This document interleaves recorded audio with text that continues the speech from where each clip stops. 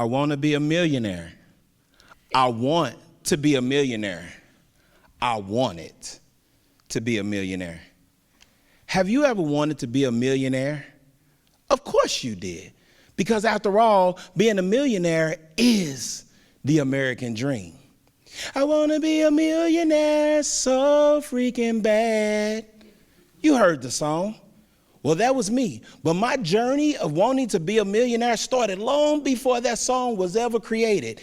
It all started on the outskirts of a little town on the outskirts of St. Louis called Ferguson, Missouri. Maybe you heard of it before. It was then when I was a little kid, I used to sit on the porch and I used to watch as the drug dealers drove by in their Mercedes-Benz and their BMWs. And I said to myself, one day I'm going to have what they got and I'm going to have even more without going to jail.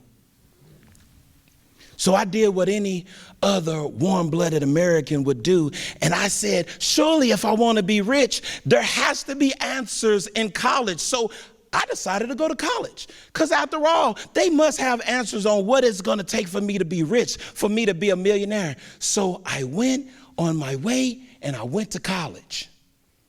And I learned and I met people and I wanted to know what was it that made people rich, that made people millionaires. And you know, I've read all of the books and everything, The Millionaire Next Door, everything that I could get my hand on so I could figure it out. And after I did all of my research, the only thing that I realized that rich people had in common was this. They had the ability to convince people to give them money so that they could be rich, or they did real estate. So I decided I'll do the latter part. I decided to do real estate because after all, it can't be that hard. You know, you've seen all of the infomercials that said, get your stuff financed with no money down, no money down, no money down. So I said, yep, I qualify because I have no money to put down.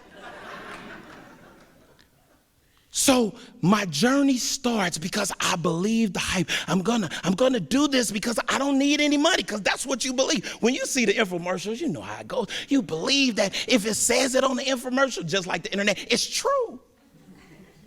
So I didn't have any money, so I was more than qualified. So my first venture, I had a friend who actually had some money, but he did something that I thought was so amazing. He bought a school. An empty school building. And I said, you know what, I'm gonna get me a school building too. And tell me how to do it. And you know, it's so amazing because people don't tell you how to do stuff. But I figured it out. And I went and I bought a school building. Nope, I didn't get it for no money down. But I paid $1 for it. Well, you may think, oh my gosh, he won, he did very well on that. But nobody ever told me this, but there's a such thing called taxes.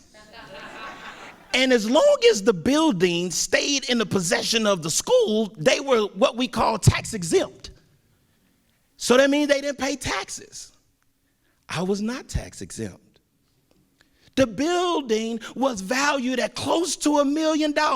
If you are good at math, do the math on the taxes for $1 million for somebody that's not tax exempt. Wait a minute. You got it. But we were able to convince them to bring the taxes down. But I still owe $40-something thousand.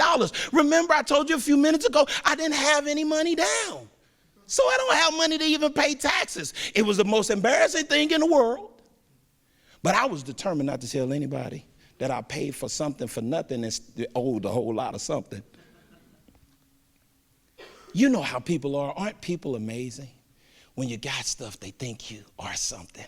Like I watched those drug dealers drive their cars and I thought they had everything going on and everything in the world. I had this $40,000 debt hanging over my head that I did not previously have. And then a man came to town and he said, I want you all to lead me to the African Americans who are really doing something. And they said, you know what?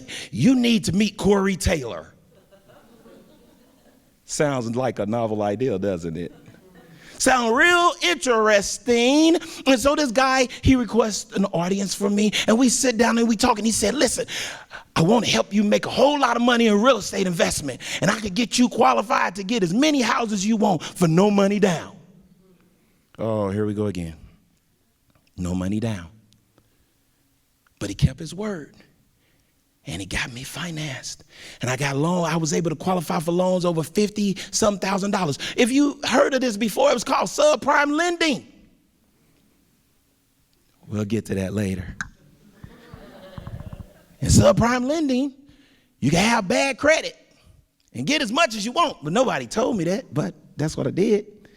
And 2 weeks had gone by, and I was working on putting these deals together so that I could get these riches because I wanted to be rich. And then a long-time family friend who I hadn't talked to in years, but we were still friends, they called me and they said, Corey, what's going on? What are you doing? What are you up to? And you know how we shooting the breeze and everything. And I said, I'm doing real estate investment. They said, me too.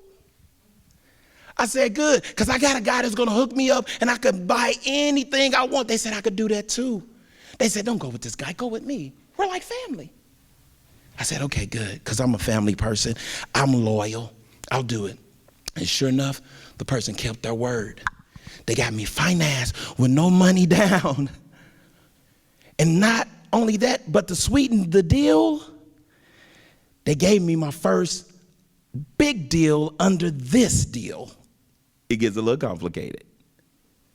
So they said, Corey, we got a deal. You got to come to St. Louis. Now I was going back home. And they said it's a house. It's in a suburb on the outskirts of St. Louis. It's a great deal. And this deal can make you $180,000. And my eyes lit up and I said, yes, I'm on my way. I'm finna be rich. Not really, really rich, but the building blocks of being rich, because who makes $180,000? Now, I would have to give back the $100,000 that I borrowed to get the house, but I still would have made $70,000 to $80,000. And for me, most people didn't make that in a year. So I'm like, I'm going to be rich. I'm going to do this deal. Yes, I'm on my way to St. Louis. Let's make it happen. Get out, sit down at the table. And on the other end of the table was this guy that was supposed to be the biggest real estate, one of the biggest real estate dealers in St. Louis, but he looked kind of sleazy. And the person said, you ready to do the deal? Have you ever had that feeling that something was about to go horribly wrong? You just feel it, your bones start tingling, and you say something is getting ready to happen, and then you ignore it. But I didn't ignore it, see? I did the only responsible thing that I could do, being the man that I am. I went outside and I called the boss. I called my wife. I said, baby, something don't feel right about this deal. And my wife said, if it don't feel right, walk away. Walk away. And so I pulled up I said, I'm a man. I got this. I'm going back in here to tell them something. I said, you know what? I don't feel right about this deal. I'm not doing it. And the person who brought me to the table, that was the long-term family friend, they said, what? I did all this work to get you this deal and you gonna back out on me? Whatever. And I was like, you know what? I'm not scared. I'm gonna do the responsible thing. So I went back in that room and I sat down and I signed those papers.